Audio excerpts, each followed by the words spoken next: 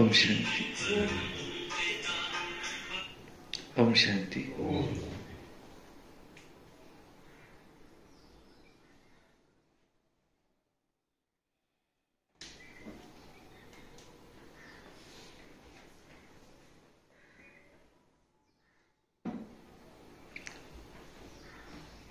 ओम शांति। वाणी है आज की 16/4/2024 की। सारे मुरली का मीठे बच्चे, तुम्हें सतो प्रधान बनना है।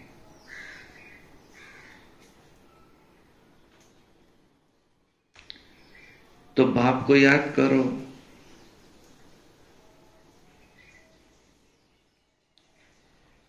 पारसनाथ शिव बाबा,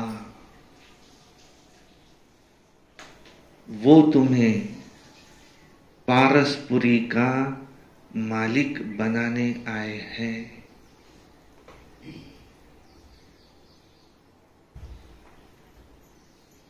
प्रश्न है, तुम बच्चे किस एक बात की धारणा से ही महिमा योग्य बन जाएंगे? उत्तर है, बहुत बहुत निर्माण चित्त बनो। मान की कोई आवश्यकता नहीं। किसी भी बात का अहंकार नहीं चाहिए। बहुत मीठा बनना है। अहंकार आया तो दुश्मन बन जाते हैं। ऊंच अथवा नीच, ये पवित्रता की बात पर बनते हैं। जब पवित्र है तो मान है, अपवित्र है तो सबको माथा टेकते हैं। तो महिमा योग्य बनना है तो बहुत निर्माणचित बनो। ऊंच अथवा नीच पवित्रता पर है। ओम शांति। रूहानी बाप बैठ बच्चों को समझाते हैं। बाप भी समझते हैं कि हम इन बच्चों को समझाते हैं। ये भी बच्चों को समझाया गया है कि भक्ति मार्ग में भिन्न भिन्न नाम से अनेकानेक चित्र बना देते हैं। जैसे कि नेपाल में पारसनाथ को मानते हैं। उनका बहुत बड़ा मंदिर है, परंतु है कुछ भी नहीं। 4 दरवाजे हैं, 4 मूर्तियां हैं। चौथे में श्री कृष्ण को रखा है। अब शायद कुछ बदली कर भी दिया हो। अब पारसनाथ तो जरूर शिव बाबा को ही कहेंगे। मनुष्यों को पारस बुद्धि वही बनाते हैं। तो पहले पहले उनको ये समझाना है कि ऊंचे से ऊंच वो है भगवान। पीछे है सारी दुनिया। सूक्ष्म वतन की तो सृष्टि है ही नहीं। पीछे होते हैं लक्ष्मी नारायण व विष्णु। वास्तव में विष्णु का मंदिर भी रॉन्ग है। विष्णु चतुर्भुज, 4 भुजा वाला ऐसे कोई मनुष्य होता ही नहीं है। बाप समझाते हैं वो लक्ष्मी नारायण है जिनको इकट्ठा विष्णु के रूप में दिखाया है। लक्ष्मी नारायण तो दोनों अलग अलग हैं। सूक्ष्मवतन में विष्णु को 4 भुजाएं दे दी है, अर्थात दोनों को मिलाकर चतुर्भुज कर दिया है। बाकी ऐसा कोई होता नहीं है। मंदिर में जो ये चतुर्भुज दिखाते हैं वो है सूक्ष्मवतन का। चतुर्भुज को शंख, चक्र, गदा, पद्म आदि देते हैं, पर ऐसा कुछ है नहीं। चक्र भी तुम बच्चों को है। नेपाल में विष्णु का बड़ा चित्र फिर क्षीर सागर में दिखाते हैं। पूजा के दिनों में थोड़ा दूध डाल देते हैं। तो बाप एक एक बात अच्छी तरह से समझाते हैं। ऐसे कोई भी विष्णु का अर्थ तुमको समझा न सके, क्योंकि जानते ही नहीं है। ये तो भगवान ही खुद समझाते हैं। भगवान कहा ही जाता है एक शिव बाबा को। है तो एक ही, परंतु भक्ति मार्ग वालों ने अनेक नाम रख दिए हैं। तुम अभी अनेक नाम तो नहीं लेंगे। भक्ति मार्ग में बहुत धक्के खाते हैं, तुमने भी खाए हैं। अभी अगर तुम मंदिर आदि देखेंगे तो उस पर समझाएंगे कि ऊंचे से ऊंच वो भगवान है, वो है सुप्रीम सोल, वो निराकार है, वो परम पिता परमात्मा है, उनका नाम शिव है। आत्मा शरीर द्वारा कहती है ना, ओ परम पिता। उनकी फिर महिमा भी है। वो ज्ञान के सागर है, सुख के सागर है। भक्ति मार्ग में एक के कितने अनेक चित्र है। ज्ञान मार्ग में है ज्ञान सागर एक,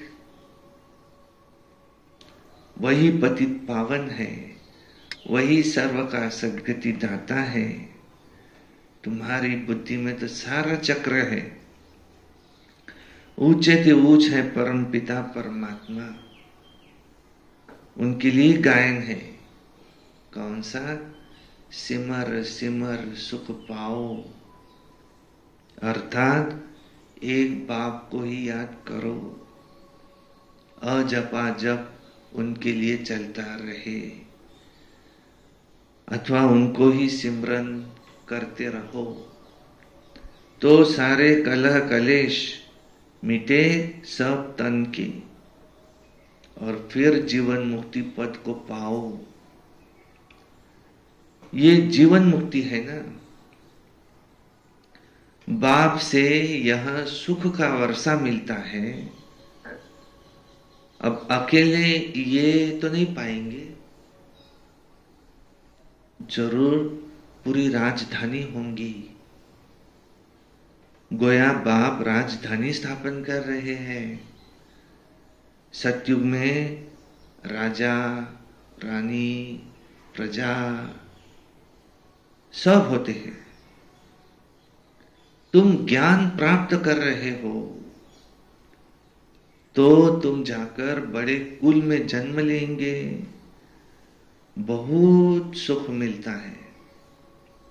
जब वो स्थापना हो जाती है तो जो छीछी आत्माएं हैं वो सजाए खाकर वापस चली जाती हैं, अपने अपने सेक्शन में जाकर ठहरेंगी।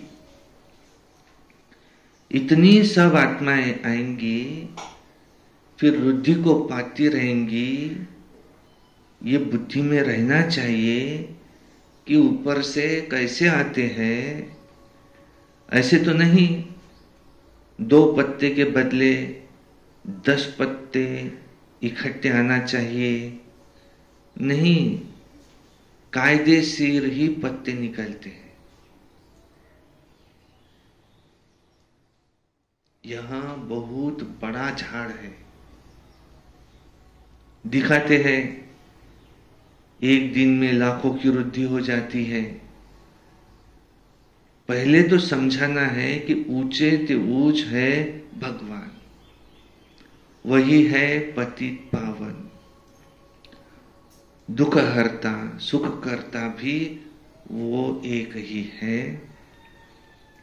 जो भी पाठधारी दुखी होते हैं उन सब को आकर सुख देते हैं।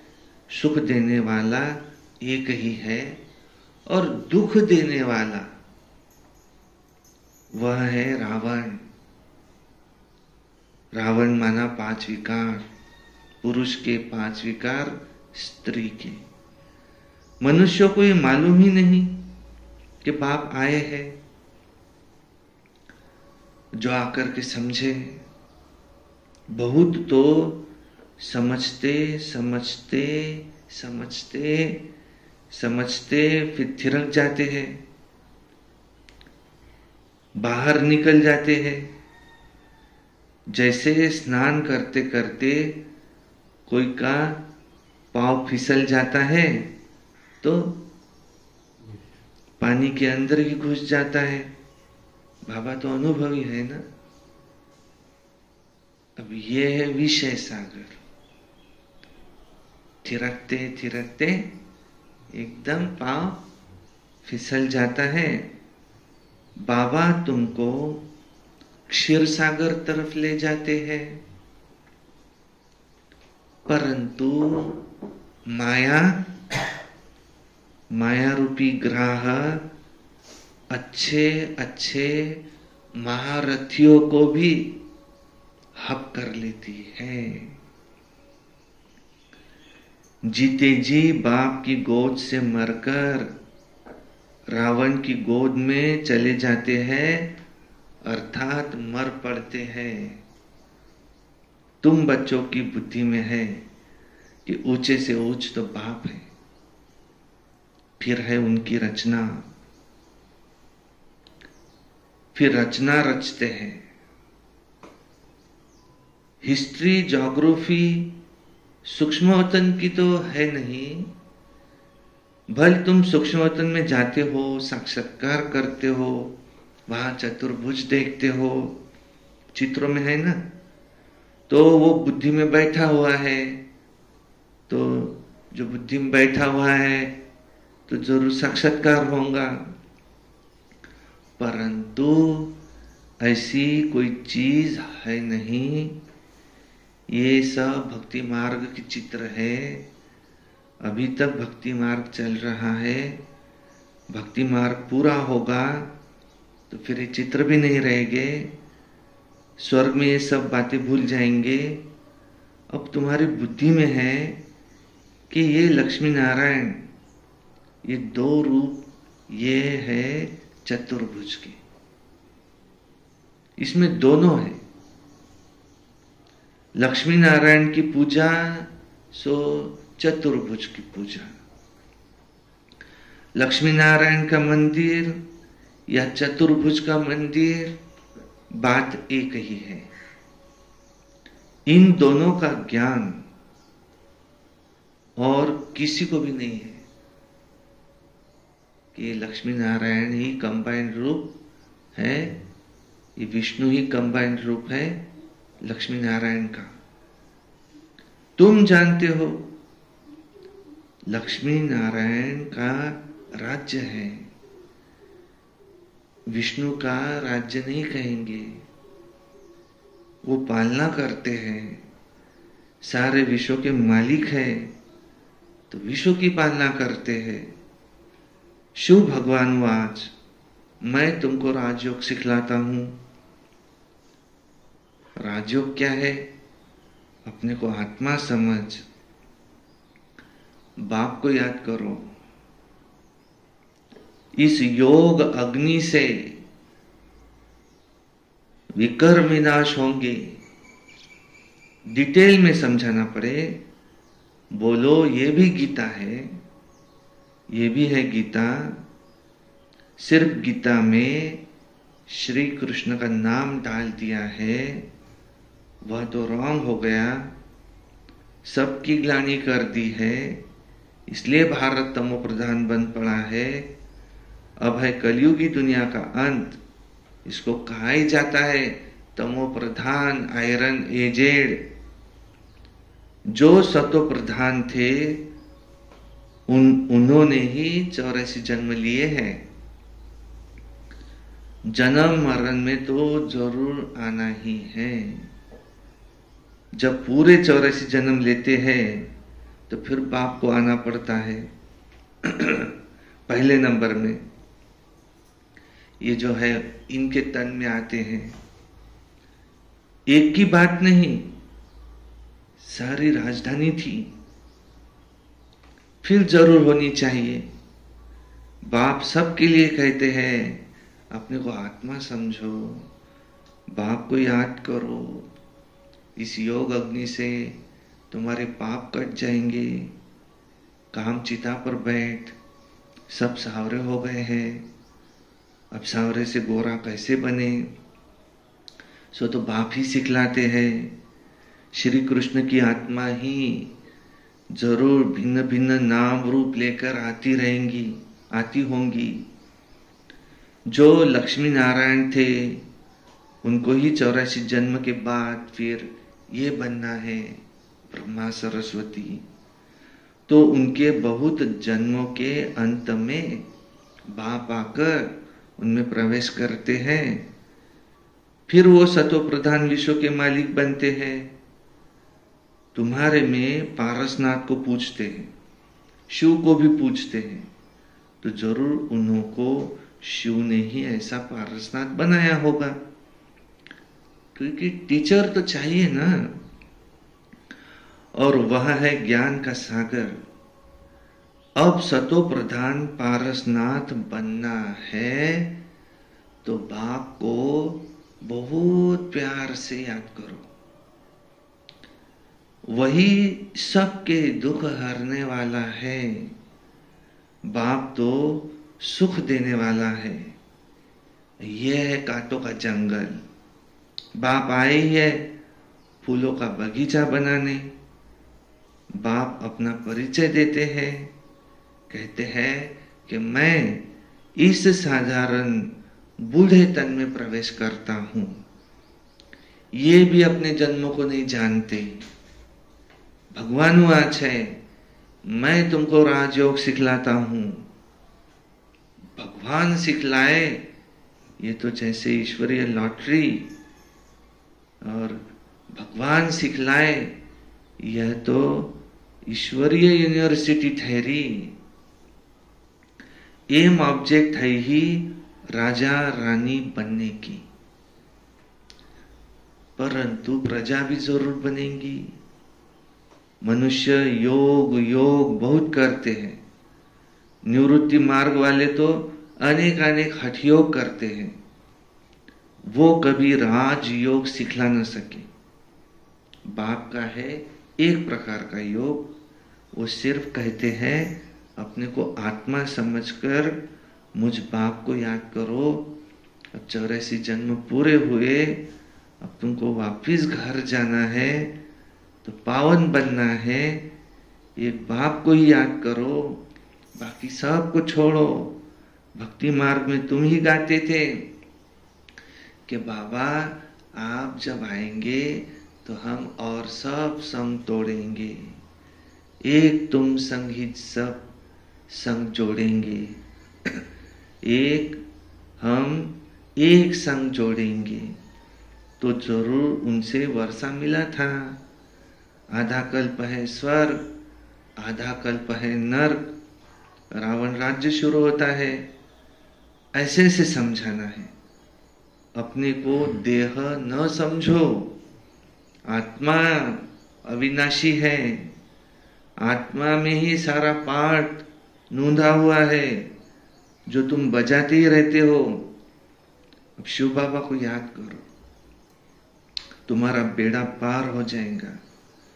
सन्यासी पवित्र बनते हैं तो उनका कितना मान होता है, सब उनके सामने माथा टेकते हैं, माथा झुकाते हैं, पवित्रता की बात पर ही ऊंच नीच बनते हैं।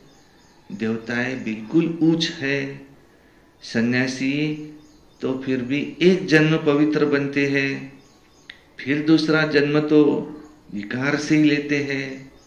देवताएं तो होते हैं सतयुग में, आधा कल्प पवित्र रहते हैं।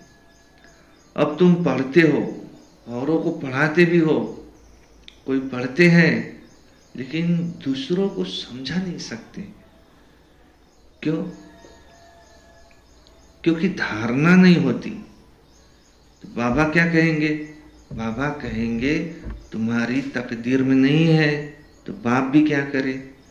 बाप यदि सबको आशीर्वाद बैठ करे तो सब स्कॉलरशिप ले लेवे। वो तो भक्ति मार्ग में आशीर्वाद करते हैं, सन्यासी भी ऐसे ही करते हैं। उनको जाकर कहेंगे मुझे बच्चा दो, आशीर्वाद करो, अच्छा तुमको बच्चा होगा। बच्ची हुई तो फिर कहेंगे भाभी, बच्चा हुआ, वाह वाह कर चरणों पर गिरते रहेंगे। अच्छा अगर फिर मरा तो रोने पीटने, गुरु को भी गाली देने लग पड़ेंगे। अब गुरु क्या कहेगा? गुरु कहेगा ये भी भाभी थी, तो कहेंगे अच्छा पहले क्यों नहीं बताया? कोई मरे हुए से जिंदा भी हो जाता है, हाँ ये भी भाभी कहेंगे। ये भी ड्रामा में का नूंद है। आत्मा कहाँ छिप जाती है। डॉक्टर लोग भी समझते हैं कि ये मरा पड़ा है, फिर एकदम जिंदा हो जाते हैं। चिता पर चढ़े हुए कहाँ उठ पड़ते हैं।